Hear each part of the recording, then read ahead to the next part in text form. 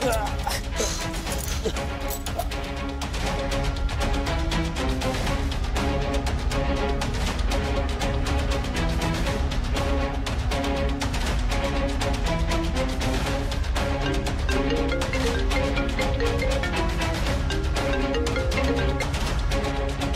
খবর? কাজ শেষ? তিনজনেরই লাশ দিঘির জলে ভাসিয়ে দি শকুনি মামা। কে? শোলক মুখার্জি। আরে মেয়েদের কই মাছের জান, আপনি কি মারবেন? হ্যাঁ, কথাই বলে না, রাখে হরি মারে কে। আপনি মারার কে? যাই হোক, এই তিনজনের লাশ কি দিঘির জলে ভাসিয়ে দেবো নাকি আপনাকেও গ্রামের রাস্তা থেকে তুলে এনে আপনাকেও মেরে লাশ জলে ভাসিয়ে দেব? শোলক, তুই জীবিত? হ্যাঁ জীবিত। একটু বুদ্ধি খাটাতে হয়। মাথা মোটা আপনার এই ভাড়া করা গুন্ডাগুলো একটুতেই বোকা বেনে গেছে। আপনাকে ছেড়ে দিলাম, কিন্তু 3 মাস পর, 3 মাস সম্পূর্ণ হলে আমি আপনারই বাড়ি ফিরে প্রথমে আপনাকেই বাড়ি থেকে বের করে দেব। এখন আপাতত একটা এফআইআর করে রাখছি প্রমাণ স্বরূপ। চলি, দেখা হবে আবার। যাত্রায় আসবেন কিন্তু। রাখছি।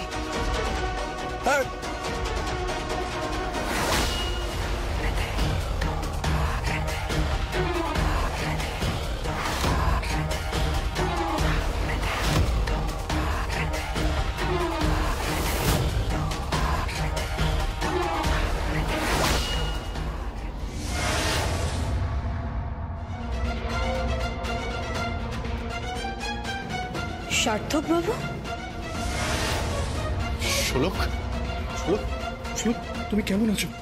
কাল রাত্রিবেলা আমি তোমাকে ফোন করলাম, ফোনটা কেটে গেল, তারপরে যোগাযোগ করতে পারিনি। আমি কিভাবে এখানে এসেছি তুমি জানো না। আমি খুব ভয় পেয়ে গেছিলাম শোলক, খুব ভয় পেয়ে গেছিলাম। তুমি ঠিক আছো তো শোলক?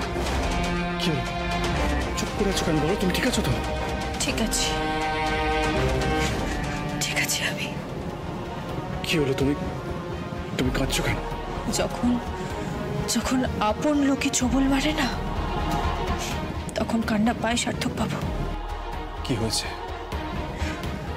কিছু না, আপনাকে আমি সব পরে বলবো। এখন আপনি বসুন, আপনার কিছু খাবার ব্যবস্থা করছি আমি। কি হয়েছে বলবে তো?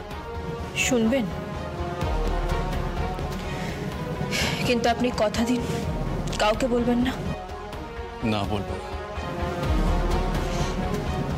পল্লব মামা, মানে মামাজি, গুন্ডা দিয়ে আমাকে তুলে নিয়ে গিয়েছিল খুন করার জন্য। তারপর দিঘিতে ভাসিয়ে দেওয়ার কথা ছিল আমার লাশ, কিন্তু ঈশ্বরের অসীম কৃপায় আমি বেঁচে আছি। কি বলছো তুমি? হ্যাঁ, কিন্তু এই মুহূর্তে এই কথাগুলো আপনি কাউকে বলবেন না।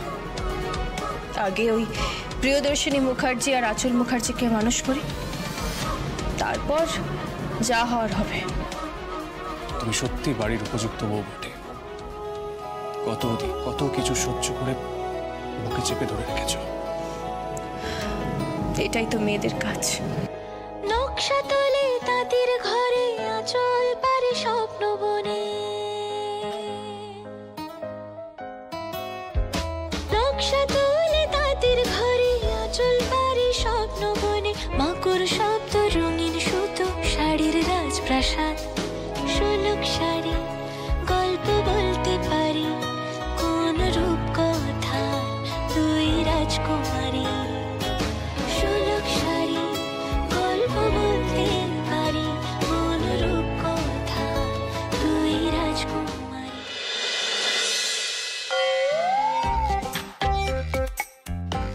ও গড,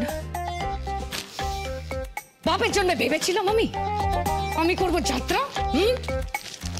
তাও আবার দেশের রোল না, সীতা মাতার রোল। সীতা, ইম্পসিবল।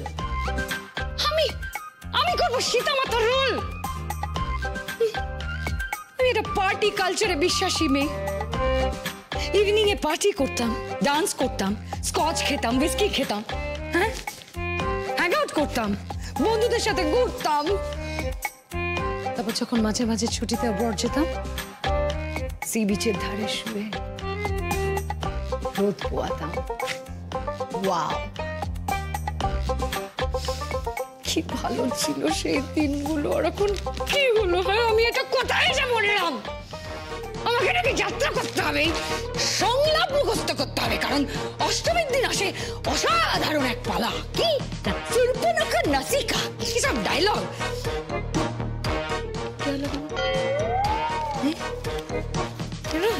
হে হে ব্রাহ্মণ, তুমি কে? হে ব্রাহ্মণ না, তুমি তুমি কে? হে ব্রাহ্মণ, তুমি। তারপর কি হবে? কি হবে? হ্যাঁ, তারপর রাবণ আসবে, ভিক্ষা চাইবে আমার কাছে।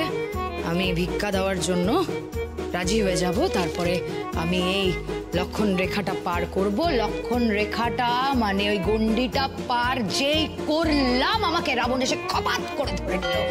খপাত করে ধরাতেই আমি বলছি, রক্ষা করো, রক্ষা করো। না, এরকম বললে তো হবে না, চিৎকার করে বলতে হবে, চিৎকার করে, রক্ষা করো, রক্ষা করো আমারে। হে প্রভু, তুমি কোথায়? হে লক্ষণ, রক্ষা করো আমাকে, রক্ষা করো। বিপিন বাবুর কারণ ক্ষুধা, মেয়েটা জ্বালা, মেয়েটাই ক্ষুধা।